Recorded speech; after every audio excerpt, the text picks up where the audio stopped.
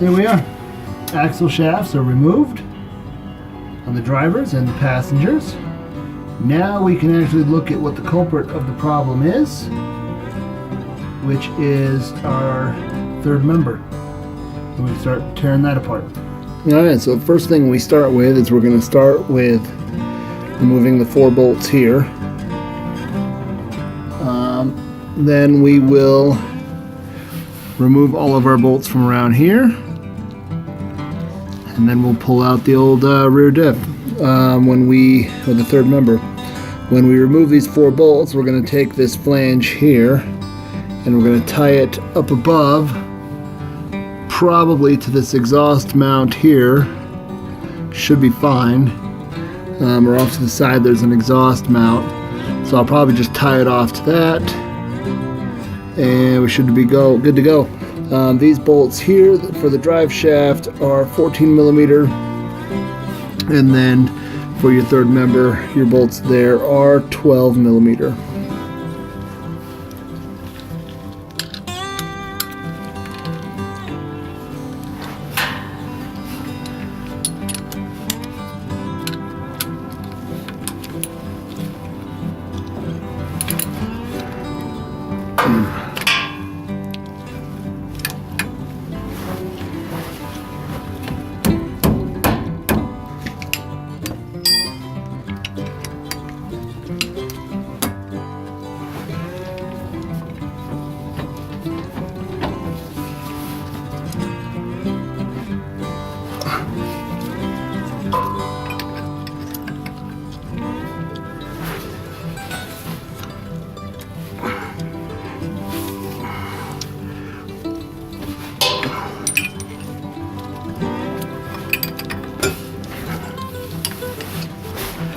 Alright, so here we're at that last bolt of the drive shaft.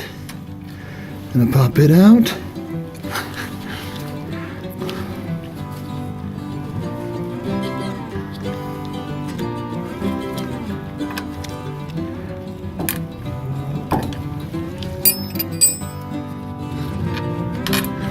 Gonna get something to pry with that.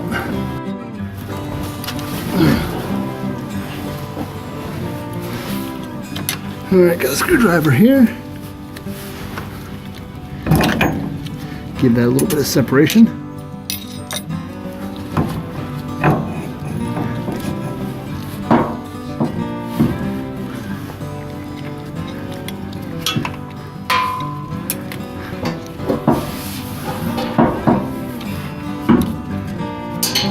And then we'll use a bungee cord up here.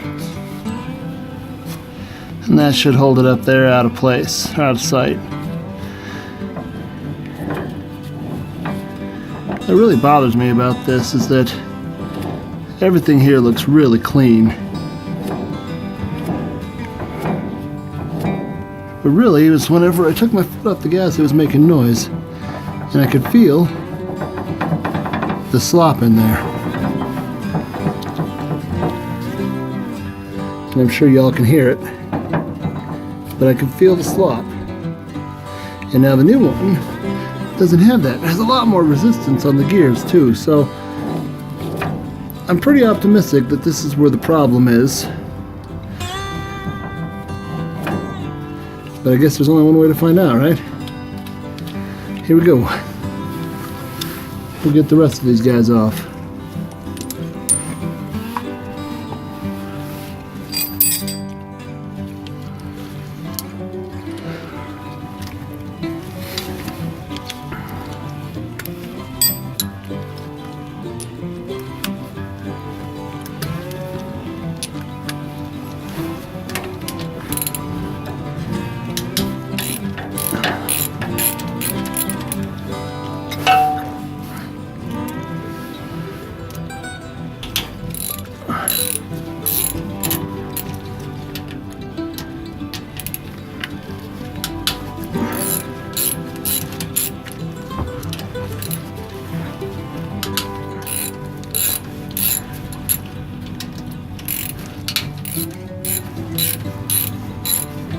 These are all coming out really, really easy.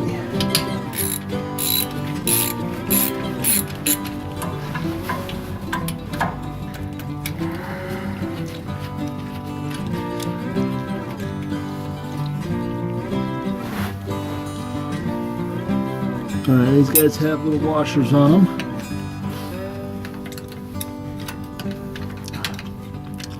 So I definitely want to make sure that these washers come off and I don't lose them.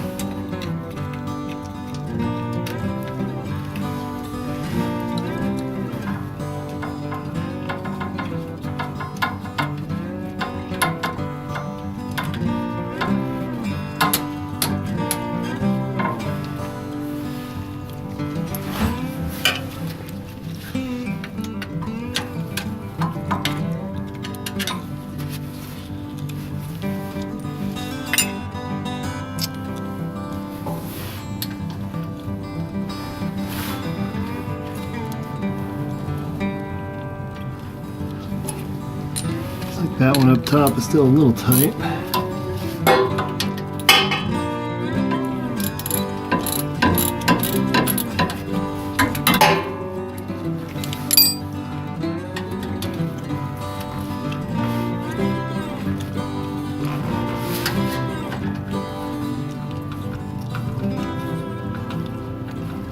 Okay.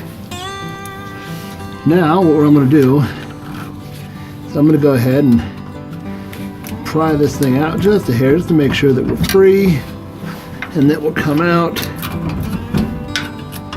Looks like we got everything good. Now I know that these things weigh about 60 pounds or so, so it should be easy enough for me to get this out on my own. So what I'm seeing is it looks like right down here there's a little bit of a groove. Let's see if I can get the camera so we can look at it here all together, if it'll focus for me. Come on, focus. Alright, so you can kind of see it. There's a groove right there. Right up here. There's a groove, and it looks like that big pinion gear needs to fit into that groove to get out. I'm going to assume that there's probably one up on the top as well, but I have no idea as of yet. Apparently I got to get this thing just right to get it out of here. I don't think I should have to pry this thing out of here, but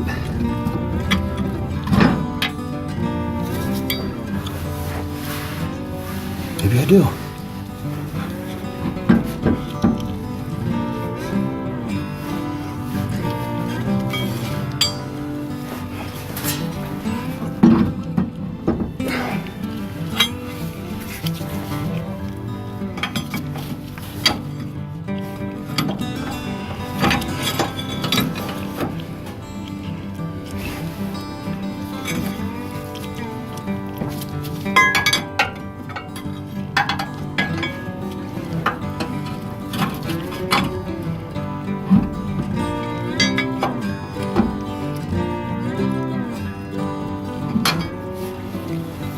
I almost feel like that got it further than I had it before.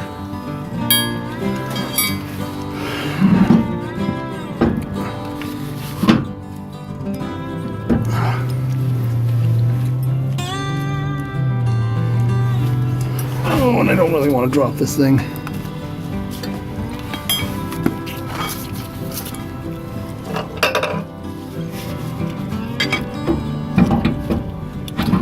Oh, here we go. Here we go.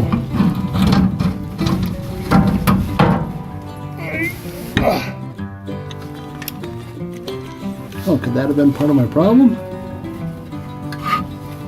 Did I maybe not have my axle shafts out all the way? I don't know. Alright. Let's go topside and take a look at this thing. I'll tell you one thing right off the bat, there's a lot of play on it.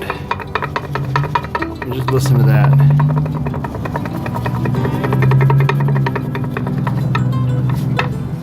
It doesn't seem very tight. And we'll go over and look at the new one here in just a second, but that doesn't seem right. And here. And that's without that gear even moving. That's the kind of play we get on it. Now if we come over here and look at the one that I just got that's been rebuilt,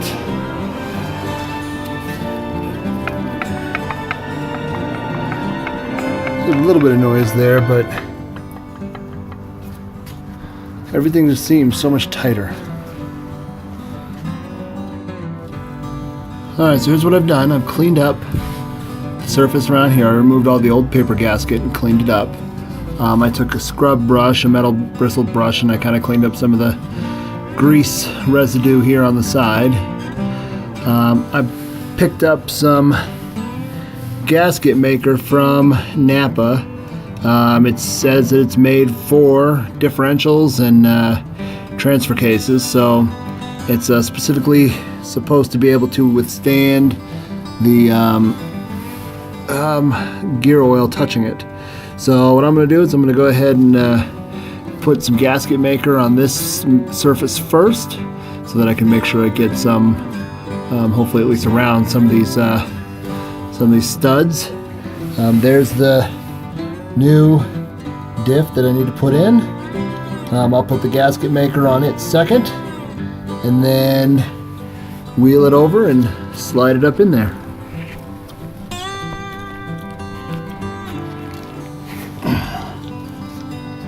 And I'm just going to be using my finger, for some of this at least, to get this gasket up on there.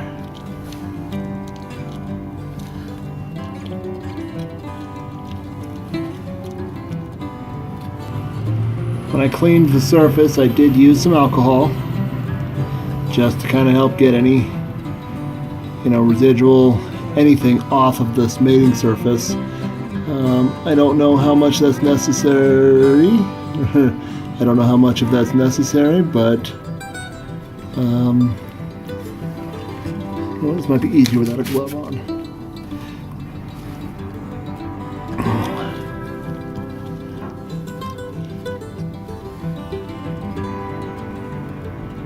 I know I spent a lot of years working in the swimming pool and hot tub business, and anytime you worked with a silicone, you always wanted to make sure that your surfaces were good and clean. So I figured on this here it probably wouldn't hurt. May not have been 100% necessary, but wouldn't do any harm either.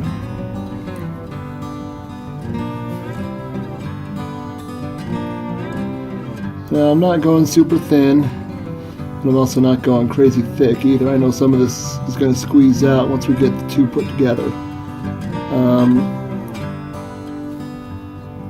I'm really just making sure that all the metal's coated. Really trying to make sure I get all the way around these studs.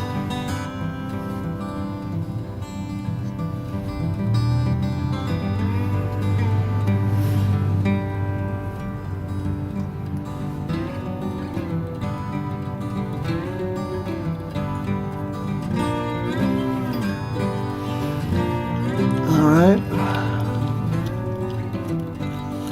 This should be good to go for this portion.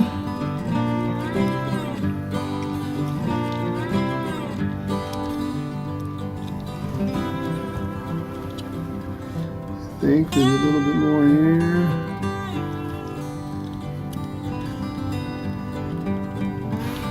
Okay. Without further ado, slide this bad boy up in there, shall we?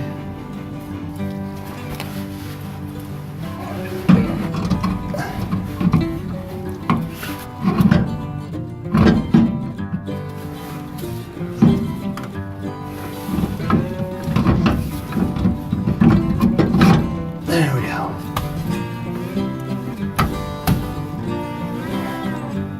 All right, I'm going to go ahead and put a washer and a nut over on this side, just to kind of keep it in place for a minute, so I can figure out what's going on this other side. There we go.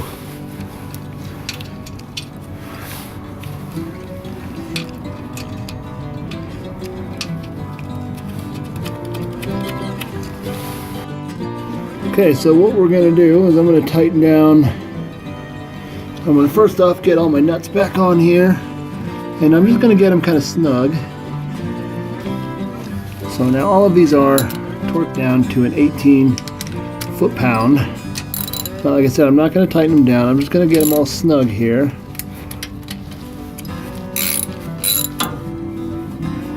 Alright, we got it all snug down. So got the torque wrench. Got it set to 18. Get the adapters all set up here. Alright, I'm going to try to do this kind of in a crisscross here.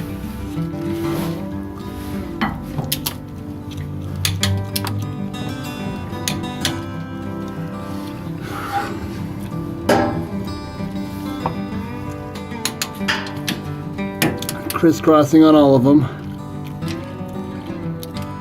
just to make sure as we get there, tighten them up, that nothing's loosening up on me. Alright.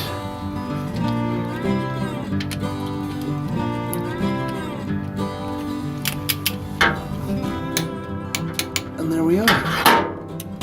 Nice and tight. Clean up any silicone that's squeezed out. Looks like we didn't get a whole lot, so that's good.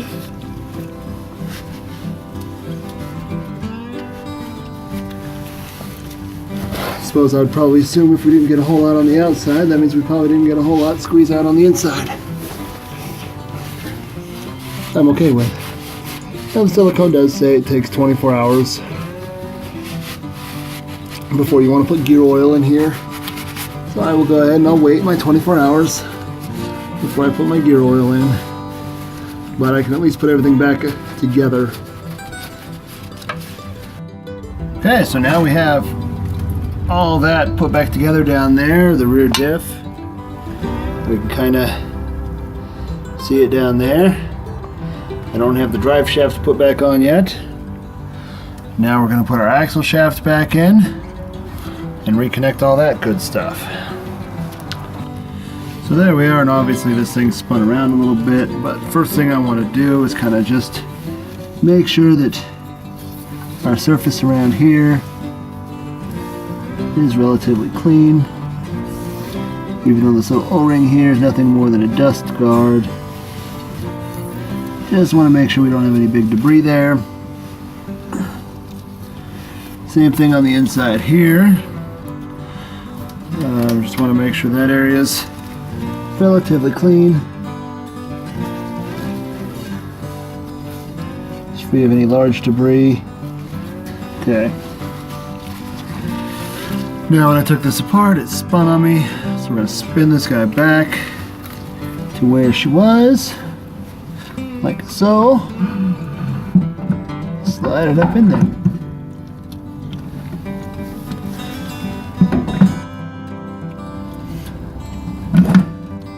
Yahtzee. Now really, I just want to tighten up these top two nuts. Not crazy tight, we're not torquing it down yet, but just so that I can, I generate a seal there, and then hopefully I can kind of get the plastic off the brake line and get it put back in real quick so that I stop losing fluid. I've been dripping fluid all over the place. Okay, there we go. Now, I'll grab my flare nut wrench. And we'll get the brake light on, or brake line on.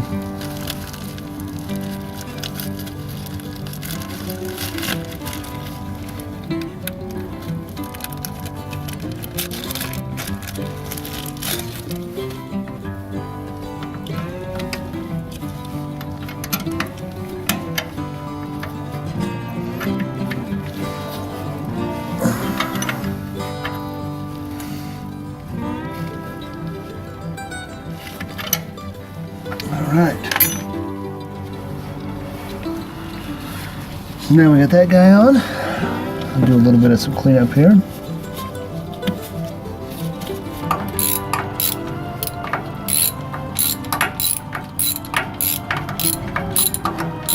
Again, we're not torquing them down at this point.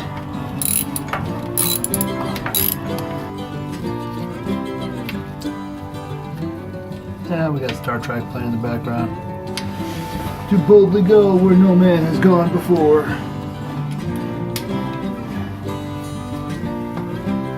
Alright, so I got them all finger tight. We'll go ahead and torque them down to 49 foot-pounds.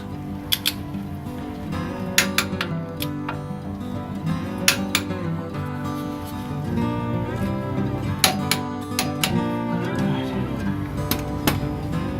49 foot-pounds. And then we just have our e-brake left, which we left that little bushing in there, that little washer deal. So now we just got to pull our cable back over.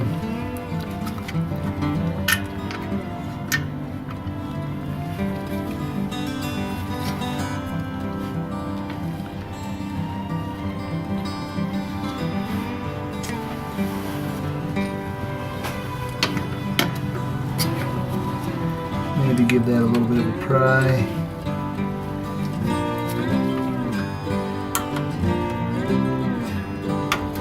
There we are. A little cotter pin, which isn't really a cotter pin, it's kind of a, got that kind of interesting little hook to it.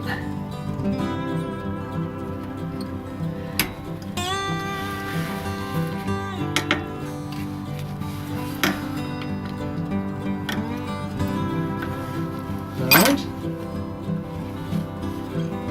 So we are back on. Now, we'll do some cleanup, bleed the brakes, and then hook up the drive shaft.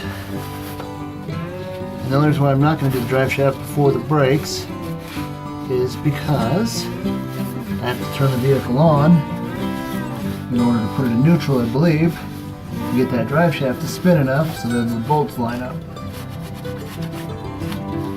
So, just to make sure that everything's the way it should be, I'll make sure I get my brakes bled first, and then I'll go through and I'll do the rest of this.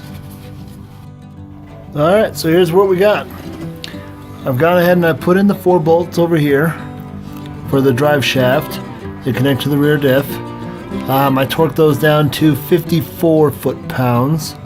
I've gone ahead and I put in both axle shafts, and I also kind of just sprayed the back end of the axe of the brake housing here, this whole drum housing, with some brake cleaner, just to make sure that I got off any residual brake fluid. So now I'm ready to put this sucker down on tires. I'll go ahead and put the tires back on it, put the wheels back on it, and get this thing put on the ground.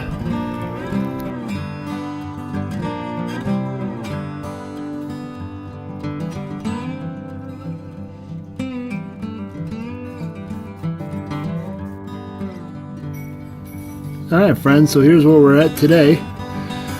Today we've gone ahead and we put the tires back on last night. You got it back off the jack and the jack stands. Bled all the brakes, obviously starting with what we have over here, the passenger side rear, then the driver's side rear, and then we bled the passenger side front, and then the driver's side front, working from the furthest back from the master cylinder to the closest to the master cylinder. At this point, we are going to, in the drain plug right over here, the fill plug rather, we are going to add the differential fluid and start kind of the break-in process of the new rear diff.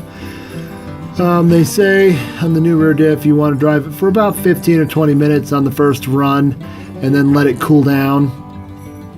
I'm using a full synthetic gear oil, the Valvoline 7590.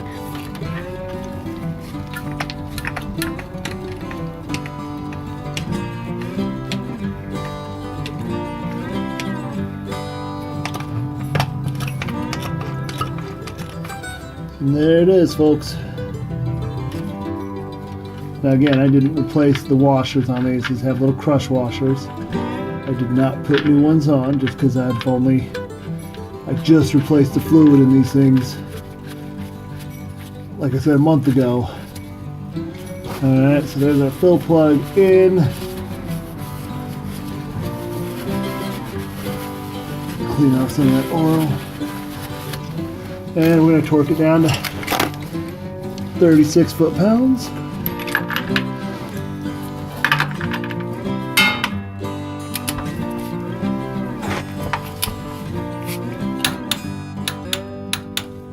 Alright.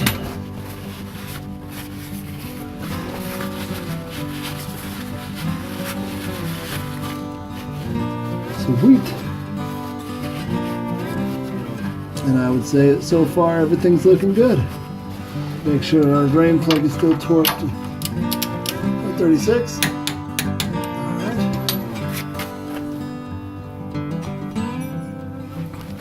Alright. Just to give you all an idea how tight it is in this garage. There's one side. There's not a lot of space to work in here. And here's the other side. Just enough room to squeeze inside the driver's side door there. And then of course, looking out to this side, not a whole lot of room there either. But she fits. And it works.